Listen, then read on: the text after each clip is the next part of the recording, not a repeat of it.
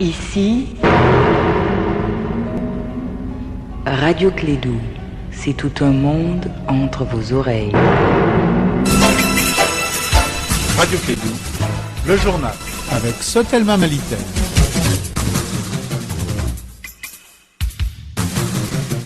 Bonsoir à tous et bienvenue dans ce journal. Les titres. Le ministère des Maliens de l'extérieur était face à la presse pour donner le bilan des Maliens noyés et le nombre des rescapés du naufrage sur la Méditerranée à la date du 18 au 19 avril dernier. Fanta Diakité nous fera le point. Les axes Ségou, Niono, Ségou 100 et Ségou Massina sont en travaux d'entretien. Le lancement s'est tenu hier à Ségou. L'actualité, c'est aussi sport, football, tirage au sort des matchs de cadrage de la Coupe CAF. Le stade malien de Bamako reçoit le Vita Club de Kinshasa. Le vainqueur sur l'ensemble des deux matchs jouera dans le groupe A de la phase de poule de la Coupe CAF Orange. Voici donc pour vous les titres. Mariam Kouyaté est au microphone.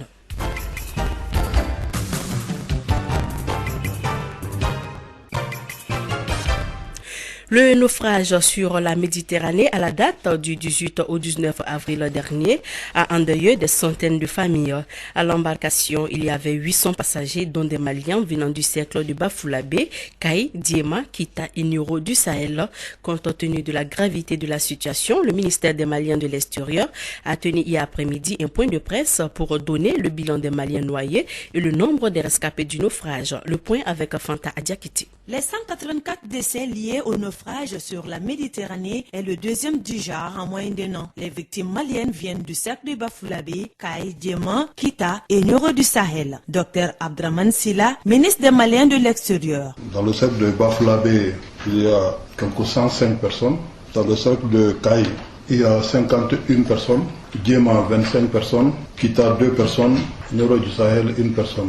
Alors je dois vous dire que ces informations ont été données au département par les villages concernés. Les candidats optent le plus souvent à la migration irrégulière, c'est là auprès de leur vie. C'est pour cela qu'un document a été adopté par le Conseil des ministres en 2014 sur la politique nationale de la migration au Mali. Ce document a des objectifs bien précis et des actions prioritaires, au dire du ministre des Maliens de l'extérieur. C'est de continuer à assister les Maliens partout où ils sont, aller vers les Maliens, parler avec les Maliens, comprendre leurs problèmes, essayer de les aider à résoudre leurs problèmes. Le second, c'est combattre la migration, surtout irrégulière. On ne peut pas empêcher la migration comme telle.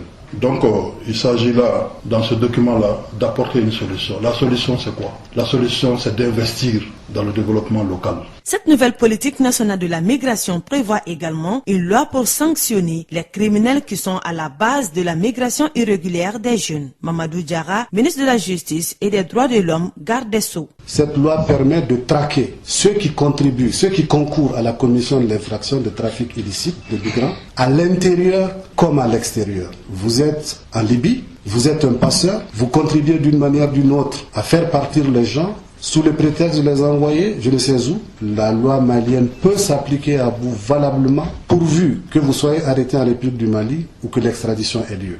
À noter que parmi les 800 passagers du navire, il y a eu seulement 26 rescapés, dont 14 Maliens. La crise économique généralisée est l'un des motifs du départ massif des jeunes vers l'Occident. C'est pour cette raison que le gouvernement a des perspectives de création d'emplois pour maintenir les jeunes dans leur localité.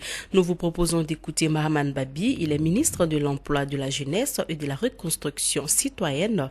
Il est au micro de Fanta Diakité. En milieu rural, nous allons beaucoup mettre l'accent sur la formation des jeunes, leur encadrement en milieu rural, pour leur permettre d'être fixés vraiment dans leur lieu d'origine. Contrairement aux projets précédents où on peut faire partie des jeunes de Bamako, à Niono ou ailleurs, ce projet vise surtout à travailler avec des jeunes qui sont déjà dans la campagne, qui vivent dans la campagne, qui travaillent là, qui connaissent les réalités et qui ne vont pas essayer de se déplacer vers la ville à la première difficulté. Donc ça, c'est le programme FIER. FIER, c'est l'acronyme pour formation, insertion des jeunes entrepreneurs ruraux. Donc ça va spécifiquement cibler ces jeunes-là. Il y a 100 000 jeunes qui vont être touchés par ce programme. Donc, vous voyez que spécifiquement, nous souhaitons travailler avec ces jeunes-là à ce niveau pour leur permettre de rester et de contribuer au développement de leur localité dans le cadre de la décentralisation.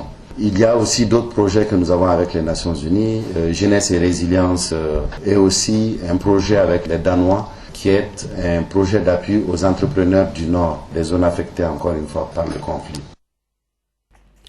Page politique de ce journal nous conduit à la situation actuelle au nord du Mali, où le chef de la tribu Kel Antersa se dit en colère. Se dit en colère contre les rebelles qui s'attaquent aux populations du cercle de Gundam. Abdullah Majid Ag Mohamed Ahmed dit Nasser. Kassim Traoré l'a interrogé. Moi, je lance un appel à tous les parents, tamashek et arabes, qu'ils soient à l'extérieur ou à l'intérieur. Je leur demande que leurs mamans, leurs sœurs, leurs papas, leurs enfants sont fatigués. Il est temps qu'ils déposent les armes et venir signer l'accord de 15 mai. Il ne sert à rien d'insister pour une guerre qui ne va rien apporter pour nos communautés. Les gens sont fatigués. Trop, c'est trop. Aujourd'hui, nous avons besoin de la paix. J'ai dit aux gens de la CMA de l'Ouest que ce n'est pas Bintagungu qui a attaqué Menaka. Ce n'est pas Léré qui a attaqué Menaka. Ce n'est pas Gundam qui a attaqué. C'est Gacha qui a attaqué Menaka. S'ils sont hommes, ils n'ont qu'à aller voir Menaka et affronter les gens de Gacha au lieu de s'attaquer à des pauvres populations de Bintagungu, de Léré, là où leurs parents viennent se ravitailler tous les jours. C'est-à-dire que ces gens-là, ils sont en train de mentir pour la population du Nord, soit disant qu'ils sont en train de lutter pour le peuple du Nord. C'est faux, mais ils viennent opprimer le peuple du Nord. Allez-y voir Gacha qui a Menaka là-bas. Allez-y affronter Menaka. C'est pas nous, c'est pas Bintagungu, ce n'est pas Léré, c'est pas Gundam, c'est pas Tenenkou aussi. S'ils sont hommes, ils n'ont qu'à aller voir les gens de Gacha. Ça ne sert à rien, quoi. Il faut qu'ils arrêtent. Nous, on veut la paix. Parce qu'on sait qu'il n'y aura rien dans ce pays-là s'il n'y a pas de paix. Celui qui veut aller cultiver son champ, il ne peut pas le cultiver s'il n'y a pas de paix. Celui qui veut faire son transport, il ne le fera pas sans la paix. Celui qui veut travailler dans son bureau, il ne va pas travailler tranquille dans son bureau tant qu'il n'y a pas la paix au nord. Rien ne pourra empêcher la signature de l'accord le 15 mai prochain à Bamako, malgré la situation actuelle sur le terrain. C'est l'avis du secrétaire général du Front populaire de l'Azawad, le colonel Hassan Agamedi, dit Jimmy, l'ex-rebelle. Il est au micro de Kassim Traoré. Je pense qu'il est très important aujourd'hui que chacun comprenne que le plus brave, c'est celui qui a pu aider ce pays à consolider ce qu'il a acquis. Le plus intelligent, c'est celui qui revient à se dire la vérité lui-même en faisant comprendre que les Maliens n'ont plus besoin de se voir périr pour des futilités. Que les Maliens arrêtent de se provoquer, qu'ils arrêtent de se pourchasser, qu'ils arrêtent de faire croire à qui veulent entendre que cette guerre-là continue. Il n'y a plus de guerre au Mali. C'est pas le moment, mais aujourd'hui, c'est le moment d'amener chacun son apport à la construction de ce pays. C'est le moment de déposer ces armes-là. C'est le moment de raisonner. C'est le moment d'avoir le courage de s'asseoir et de dire ce qu'on pense. C'est le moment de défendre son opinion par sa voix, par sa détermination et par ses actes. On sait quand même que ces incidents pour bon nombre d'observateurs risquent de jouer sur la signature du 15 mai prochain. On est aujourd'hui à quelques 9 jours de cette signature. Vous pensez que ça pourra prendre en otage la signature ou pas?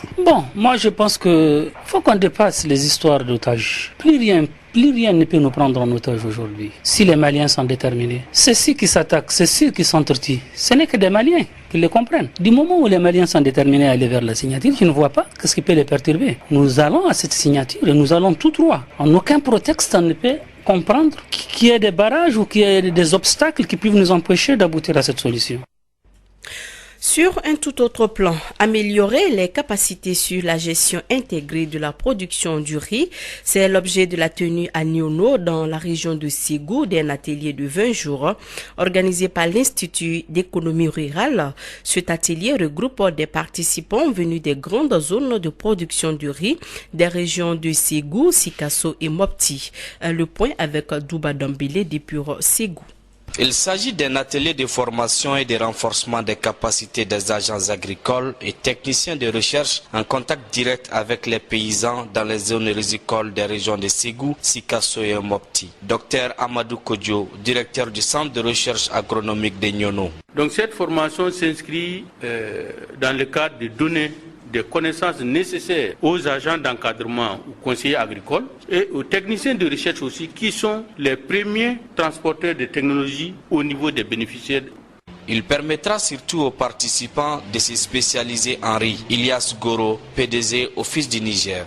Ce thème de formation sur le riz vient à point nommé quand le Mali s'engage à développer l'agriculture, à bâtir sa croissance par le développement de l'agriculture. La croissance du Mali en 2014 a été de 7,2%. Et aujourd'hui, le gouvernement du Mali envisage développer 350 000 hectares à l'horizon 2018. Et à cela, près de 70% seront dédiés à la riziculture. Une formation qui cadre avec la politique du gouvernement malien. Karim Koulibaly, préfet adjoint de Nyono. La riziculture devient de plus en plus le système de production agricole qui soutient l'autosuffisance agricole en Afrique. Au Mali, la consommation du riz devient de plus en plus importante. Un renforcement des ressources humaines compétentes en matière de production rizicole est indispensable afin de répondre à la forte demande en connaissances requises pour soutenir les objectifs de production. Il s'agira aussi pour les participants de constituer un pôle de conseillers afin d'améliorer la production du riz au Mali. De retour de Nyono, Douba Dambélé pour la radio Clédou. On reste toujours dans la région des Balanzans, lancement des travaux d'entretien des routes de la région de Ségou qui s'est tenu hier sous la présidence d'Etienne Boubacar Sissé, gouverneur de la 4e région. Il s'agit d'un ensemble d'opérations réalisées annuellement par le ministère des Transports et de l'Équipement dans le but de sauvegarder le patrimoine routier. Le point avec Douba Adambeli. Cette cérémonie qui marque le démarrage officiel des travaux d'entretien des routes de la région de Ségou est une activité de la Direction nationale des routes du Mali. Il s'agira d'exécuter des tâches de maintien des voies existantes. Adama Traoré, directeur régional des routes. L'entretien courant des routes de l'année 2015 va couvrir l'ensemble des routes revêtues, des routes en terre et des pistes améliorées. Les travaux qui sont prévus comprennent essentiellement la réalisation d'enduits personnels monocouches, la réalisation d'enduits bicouches, la réalisation de pointes à temps, la remise au gabarit, les rechargements d'aqua. Pour les routes en terre, il est prévu le reprofilage de 530 km. Le programme d'entretien des routes de la région de Ségou pour l'exercice 2015 se présente comme suit. Thierno Boubacar Sissé, gouverneur de la 4e région. Les travaux d'entretien courant des routes vont concerner un linéaire total de 2125 km sur lesquels 633 sont revêtus, soit 30%. Le montant cumulé des marchés est d'1,934 759 302 francs CFA. Les 10 travaux seront exécutés à maître d'ouvrage délégué de l'AGEROUTE par les entreprises ci-après. Il faut noter que les réalisations des travaux se feront sous trafic. La courtoisie des usagers est sollicitée. Depuis Ségou, Douba Dambélé pour la radio Clédou. À savoir que ces travaux d'entretien vont concerner essentiellement les axes Ségou-Niono, Ségou-Son et Ségou-Massina. Ils seront donc exécutés par les entreprises EJK, GME et MTP.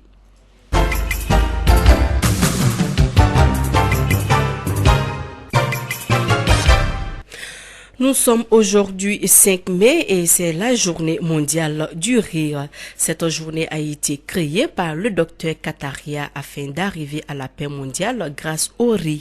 Mais le rire a aussi un impact sur la santé de l'homme. Découvrons cette journée et ses bienfaits avec Moussa Papa Aïdara. La journée mondiale du rire existe depuis 1998, une occasion de rendre hommage à ce phénomène qui est en nous. Le rire est un réflexe exprimant généralement une surprise, des fois accompagné de petites vocalisations inarticulées plus ou moins bruyantes. D'autres mouvements plus ou moins contrôlés peuvent accompagner le rire, entraînant notamment l'ouverture de la bouche.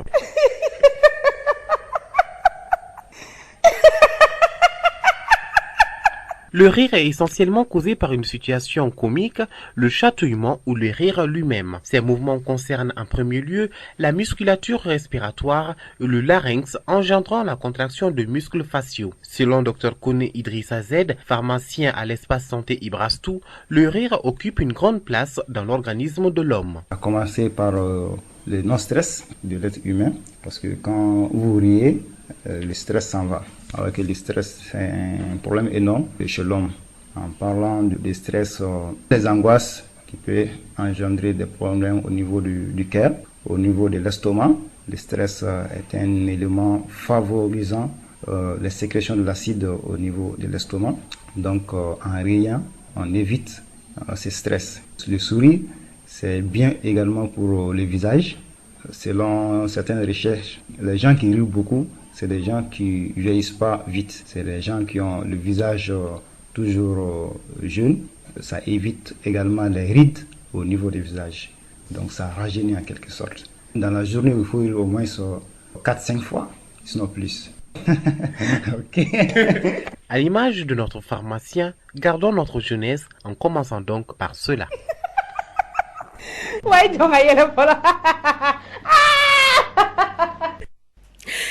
Voilà, à présent sport, avant de boucler ce journal, tirage au sort des matchs de cadrage de la Coupe CAF. Le stade malien de Bamako reçoit le Vita Club de Kinshasa. Le vainqueur sur l'ensemble des 2 matchs jouera dans le groupe A de la phase de poule de la Coupe CAF Orange. Et puis au compte des demi-finales allées de la Ligue des champions européens, la Juventus de Turin reçoit le Real de Madrid ce soir à 18h45 en temps universel. Il est 16h passé de 17 minutes dans le studio Djelibaba Sissoko. C'est donc la fin de ce journal qui vous a été présenté par Maria Mokouyaté. La mise en onde a été assurée par Fatou Fall. Dans un instant, votre émission Allo Clédou avec Yelimadi Akonate. Bonsoir à tous.